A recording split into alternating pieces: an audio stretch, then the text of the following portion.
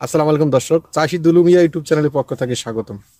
দর্শক, আজকে দেখাবো আমার সজি খেতে বা কচুর মুখী। সেই ক্ষেতটা অবশ্য দ্বিতীয় ঘোষ টানার সময়। প্রথম 1 নম্বরে ঘোষ টানছিলাম, ঘোষ বেঁধেছি। অনেকে কিল বলে, কিল বাদে এক এক এলাকায় এক একটা ভাষায় বলে। আমাদের গ্রাম অঞ্চলে ভাষায় বলে ঘোষ টানা, মানে বেঁধে দেওয়া বা পাটি করা। সেটা অবশ্য আজকে দ্বিতীয়বার, সেটা অবশ্য পারি করে দেখাবো। তো ইনশাল্লাহ পুরো ভিডিও জুড়ে থাকবেন, সাথে থাকবেন দর্শক। ফাইনালি আজকে এই ক্ষেতটা অবশ্য আমার আজকে শেষ ঘোষ বাঁধা। দেখতে পাচ্ছেন পুরোটাই ঘোষ বাঁধা শেষ। এনে আছে 4টা লাইন, আর এগুলা অবশ্য এগুলা প্রায় হারভেস্টের সময় আরো 2 মাস লাগবে। 2 মাসের মধ্যে আমরা কাঙ্ক্ষিত ফলটা অবশ্য পেয়ে যাব। তা আলহামদুলিল্লাহ, কচুর মুখী অনেকে চাষ করে অনেক পদ্ধতিতে। আমি অবশ্য একটু ভিন্ন ধরনের চাষ করার চেষ্টা করছি। এটা আছে 2টা লাইন, এটা ব্রেড করা আছে। ব্রেড করে মাঠু উঁচা করে অবশ্য 2টা লাইন দেওয়া আছে। এই একটা পদ্ধতি, আর একটা হচ্ছে এই একটা পদ্ধতি। এটা হচ্ছে আমাদের গ্রাম বাংলার পদ্ধতি, সব জায়গায় এগুলা ইউজ করে। আবার অনেক অনেক এলাকায় অনেকভাবে ইউজ করে। সজি বা কচুরমুখী ব্যবহার করে রোপণ করার পদ্ধতি অনেক ধরনের করে। তা আমার কাছে মনে হচ্ছে এইটাই গ্রাম বাংলার যে কচুরমুখী বা সজি চাষ করার পদ্ধতি, এটাই আমার কাছে বেস্ট লাগে, ভালো লাগে। আর এটা হচ্ছে আধুনিক পদ্ধতিতে। আমি নিজেই এগ্রো ওয়ান থেকে সব কিছু দেখি, ভিডিওগুলো দেখার পর থেকে এই পদ্ধতিতে ইউজ করছি। এটাও বেস্ট, খারাপ না। সেটা অবশ্য আমরা হারভেস্টের পরেই আমরা রেজাল্টটা পুরোপুরি কাঙ্ক্ষিত রেজাল্টটা অবশ্য পেয়ে যাব। এই সে মূলত কথা। এটা অবশ্য পুরা ক্ষেতটাই অবশ্য করা হয়েছে, দেখতে পাচ্ছেন এই জায়গায় 3 পদের আছে। ওই যে ছোট অংশটা অবশ্য এটা কারেকশন করা হয়েছে, মানে কারেকশন বলতে রিকভারি করা হয়েছে। ওখান থেকে অংশটা তুলে এইগুলো ব্যবহার করা হয়েছে, এইগুলো রোপণ করা হয়েছে। আর এগুলার আগে ছিল এই সিস্টেমে এখনো 5টা লাইন আছে। 5টা লাইন এই বেড পদ্ধতি আছে। এই বেড পদ্ধতিতে 5টা লাইন এখনো আছে। আর ওগুলো হচ্ছে 4টা লাইন।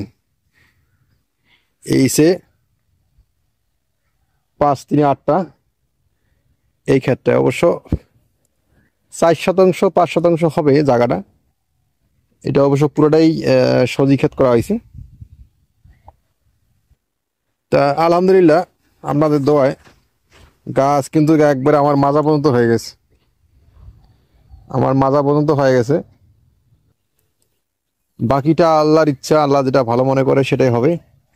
সব আল্লাহ পাকেই ভালো বুঝে, আল্লাহ পাকেই ভালো জানে কি করবে না করবে। আমাকে দুনিয়াতে বাঁচি থাকবে না মারবে, সেটা আল্লাহর ইচ্ছা। আমি এই ফসল করছি, এখন ভোগ করার মতো ক্ষমতা আল্লাহ পাক দিবে, কি দেবে না সেটাও আল্লাহর ইচ্ছা। অবশ্যই আপনারা দোয়া করবেন, আর এই চ্যানেলটার পাশে থাকার চেষ্টা করবেন। যারা ফেসবুকে দেখেন, অবশ্যই ফেসবুক পেজটা অবশ্য ফলো দিয়ে রাখবেন, আর বেশি বেশি শেয়ার দিবেন। ভিডিওগুলো অবশ্য খুব গুরুত্বপূর্ণ। এই ভিডিওগুলো সবারই দেখার অনুরোধ রইল, এবং সবাই দেখবেন। তার কারণ চাষ প্রক্রিয়া আমি কি করি সেটা অবশ্য এই ভিডিওতে দেখাই। আমি প্রতিবেদন তৈরি করি, নিজেই প্রতিবেদন তৈরি করি। অনেক খামারে অবশ্য যাইনি এখনো, কিছু কিছু যাওয়ার চেষ্টা করি। আর নিজে চেষ্টা করি আগে প্র্যাকটিক্যালি আমি নিজেই। যেহেতু আপনারা জানেন আমি দীর্ঘদিন ঢাকায় ছিলাম, প্রায় 24 বছর। সেক্ষেত্রে আইসা আমি নিজেই আগে স্বয়ংসম্পূর্ণ হওয়ার চেষ্টা করি। স্বয়ংসম্পূর্ণ হওয়ার চেষ্টা করলে বাকি মানুষগুলো আছে সেগুলোকে অবশ্য সেই সুপরামর্শ কিভাবে তৈরি করলাম, সেই পরামর্শগুলা বা কথা বলার মতো সেই সুযোগ থাকবে। এখন আমি নিজে যদি না জানি, আর 10 জনের অবশ্য জানার জ্ঞানের বলবো যে এই করো সেই করো, সেটা তো আর হবে না। আমাকে নিজে আগে করতে হবে। এই যে আমাদের একটা কোদাল, ছোট কোদাল, এই কোদালটা অবশ্য ডেরাটা অনেক বড়, লম্বা করে রাখছি। এটা আমাদের কাজ করতে সুবিধা হয়, এই কচু খাতে কাজ করতে সুবিধা হয়। শুধু কচু খাত না, নিড়ানি থেকে শুরু করে সব কিছু বেস্ট ভালো। এগুলো অবশ্য কোদাল আপনাদের লাগবে, যাদের কোদাল নাই এরকম ছোট কোদাল সংগ্রহ করবেন। একটু কোদালটা ভালো করে দেখার চেষ্টা করে। এই যে ছোট কোদাল, এটা ছোট কোদাল অবশ্যই সংগ্রহ করবেন। সংগ্রহ করলে আপনারা বিভিন্ন ধরনের কাজ কাম, নিড়ানি থেকে শুরু করে বেড বাতা থেকে শুরু করে সব কিছু করতে পারবেন ইজিলি, কোনো সমস্যা হবে না। তো দর্শক, মূলত আমি আজকে দেখানোর উদ্দেশ্য সেটা হচ্ছে বেড আমরা সজি খেতে বা সজির মুখিতে আপনারা বেড কয়বার দেন।